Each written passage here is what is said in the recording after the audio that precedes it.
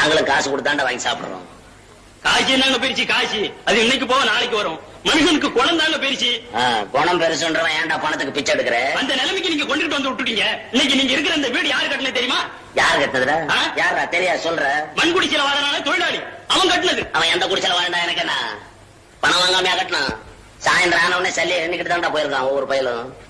Politics பேசுறான், politics. பரதேசி பசங்க politics. போடா.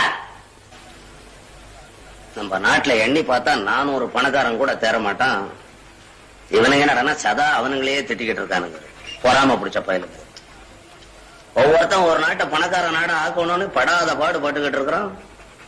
இங்க என்னடான்னா இருக்கிற பணக்காரனையும் பிச்சைக்காரன் ஆக்குறதுக்கு திட்டம் திட்டுறானுங்களா? அதுக்கு பேர் என்னடான்னா சரிசமானமா வாழ்றதான் புரியாத பயலுக்கு. சரியா சொன்ன தம்பி. ஒரு பேச்சினாலும் கனகச்சிதமா தான் சொல்றேன். வாங்க பேங்கர் முனியாண்டி இல்லையா? குமார் தம்பிய பார்த்து ஒரு டிப்பு வாங்கிட்டு